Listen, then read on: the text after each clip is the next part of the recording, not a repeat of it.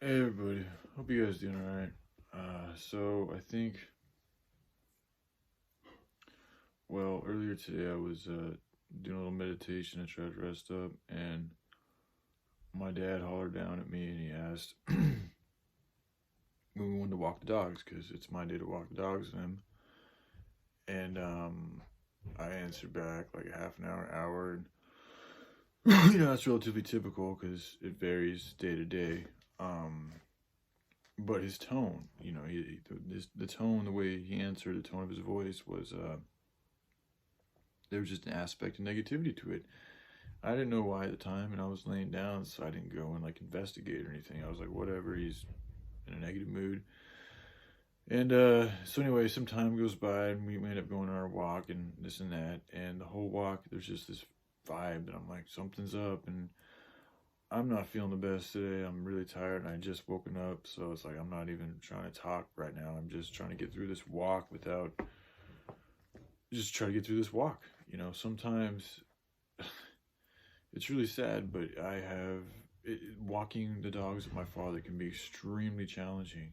I don't know exactly what's going on, but um, yeah, it's just being around him. Sometimes it's like I think a lot of it has to go back to West Point with him, and at such a young age, because he got a scholarship out of high school, so he went right to West Point, and so 18, 19, he's at this military college, and they bottle you up pretty good.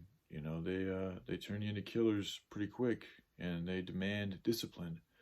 And I think in doing so, you lose some ability to express emotions, especially like loving and kind emotions, and then also how like relating to people tenderly, can be difficult for my dad sometimes. And um, I think sometimes also he chooses not to speak like I have throughout my life because he doesn't want to upset things. But that doesn't work because it doesn't solve anything. It just perpetuates this stale, cringy, passive aggressive atmosphere. And that's what a large part of my and my brother's life and the whole family's life has been, a lot of passive aggressiveness.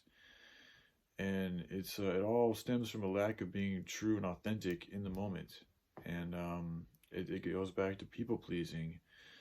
And I mean, a lot of it has to do with living in corporate America. I mean, when you work these type of jobs, like you're really not allowed to be in a sour mood. Like you've got to kind of be upbeat. You have to be cheery. You have to be smiling. Like if you're in a bad mood, your manager's gonna be like, "What's going on with you?" Because it's not good for sales. Customers, when they see an employee in a shitty mood, it can deter them from wanting to do business there. So it hurts businesses' money. So it behooves them to make sure that their employees are in a good mood. Now, some managers and people will just ask you because they actually care about you. But just from a business standpoint, a lot of times when you sign up for businesses, they say they're hiring smiley faces and good personalities and all this and that because they know that positive energy helps sell things, helps bring people in. It's attractive. So they want that, but they don't care if it's true or not. They just want you to be able to do that smile and look good, even though inside you might be feeling the exact opposite. And it's just a lot of America is exactly that. It's two-faced. It's something that looks one way and it's another. It's a completely different way. A lot of people go around asking people how they are every single day, and a lot of people answer saying, "Oh, I'm fine, I'm good." I do it myself. I do it all the time because, like, seriously, that's not the way our culture works. We don't have the type of culture where, unless you're on the streets, that's one thing I love about the streets. Like, I just witnessed it the other day. Like, I helped a homeless lady cross the street because she was carrying some stuff, and just that's the mode. That's not, I was gonna say mojo. That's the vibe of the streets. It's just you talk about what's going on with your life. Like I was like, "How you doing?" And she was like straight up, just like, "Oh, I've been on the streets in 2015. This sucks." Blah, blah, blah. I woke up with this dude who's got this problem. I don't want to be around it, so I left him. Like she went into the raw details of her day and like the core root of her problems and things that are going on in her life.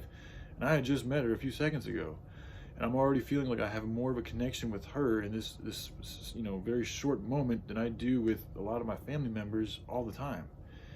And it just goes back to the culture. Like when you're on the streets, like there's no room for bullshit because there's nobody telling you have to be fake. You are who you are, and you can tell you find out you don't want to be around fake people, because those fake people can end up stealing from you or stabbing you in the back. So it behooves you to be as real as you can be, so that you can attract hopefully real people and repel fake people, or you'll be able to call them out. Because you start to notice the energy on the streets too. You pick up on vibes a lot quicker, so you'll be able to tell if you're around a fake motherfucker or a real motherfucker.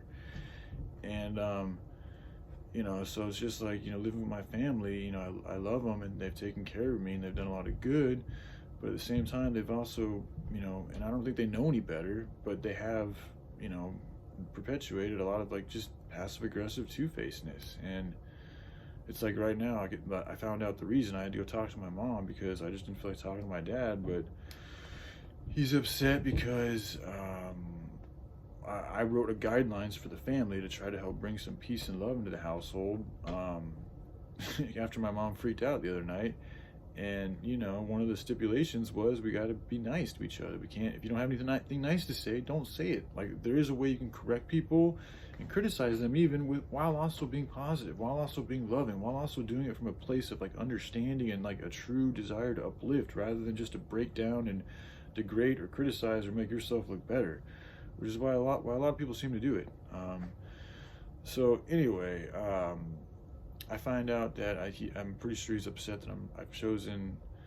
I told my mom I didn't want to work quite yet. I'm not feeling like stable enough, and if I had extra money in my pocket, I still feel very tempted to go and do some stupid shit with it. And so I think she relayed that. Well, I know she relayed that to him, and I think that's why he's upset. But it's like the whole walk, it's just me and him. He could have talked about that, and that's just never been the nature of our relationship. He's always never wanted to talk about things. He's always like, not now, Brian, not now, not now, not now. And then it never gets done, and then this giant dark cloud just hangs in this household for fucking until it dissipates. But it never really dissipates. It may lose its temporary position in the middle of the house, but it's still lingering on the outsides, just waiting to fester for the next storm. And then when the next storm comes, it's that much stronger because all that energy and all those clouds are still there. So, until you solve the problem, it just keeps on repeating itself and growing. If you keep feeding the problem, it's going to keep on growing. That's exactly what's happened in this household. And now me and my brother are both these two estranged 30-year-olds who don't have any friends, who don't have trouble getting along with other human beings, who are extremely intelligent and capable physically, mentally, and all these different things, but at the same time, we're also like disabled because we just don't know how to, we've been spoiled, and we've grown up in this passive aggressive household. So it's like when we try to develop relationships with people, we have a hard time being ourselves because we're so used to being these around people pleasing atmospheres, and it's just being that real with our emotions all the time is something that we did not grow up with. So it's hard for us. It's challenging for us. Whereas other people, they grew up with that shit. So it's just it's just first nature. It's just who they are. So I think that's another reason why I've always really, really respected Joy's channel and what she's done. I've always said that I think she's helped me out because she's always just been very real with how she is in the moment all the time. And to me, that's something that's been very challenging for myself. So anyways, upon hearing all this and feeling all this, and then upon me acknowledging that, yeah, I would like to have a wife, and I'm coming up on like 2 months sober, so 6 months ain't that far away, but in order to have a wife, I got to be able to, take care of her. So I need to have some type of currency, and I don't think I'm going to be able to get this project going anytime soon. So I'm going to just get a job for now, and I'll continue working on it as I can. And, we'll just see where things go. But, just anybody out there, if you have any children, or if anybody who's, happens to have parents that act like this with the passive aggressiveness, just, maybe try to talk to them about it and try to do something to change it, because it is extremely toxic. It does not, I don't see it doing any good. It hasn't done really any good in my life, man. People pleasing is not good. It's good to be, don't be mean to people, but you don't got to appease what they want you to be.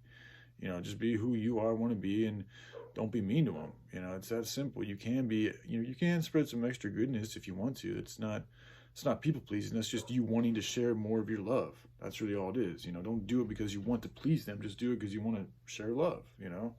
That's what I do anyway. That seems to work, rather than trying to appease people's attentions and then having ulterior motives, or just saying things to make the moment seem like it's better when you're actually not feeling that way. Like, that's just not being real. If people are feeling bad, and you live in a family that really cares about you, there should be a space, and there should be a vibe that allows that talk to be had right then and there. Because if you don't do it right then and there, then you lose that essence, that freshness of what's going on, what's making you feel that way. And then a lot of times you won't even talk about it. And that's what's happened in my family time and time and time and time again. It's just that it doesn't get talked about. It just continues to get procrastinated on, procrastinated on, procrastinated on. Problem after problem after problem continues to happen. And it's miserable. It turned into a miserable cycle. So yeah, just thought I'd share the inner workings of my life and my family to help shed light on what's going on here, and maybe it could help some other people out, and at least it'll allow you guys to maybe get to understand me a little bit better. So all right, y'all take care. Bye.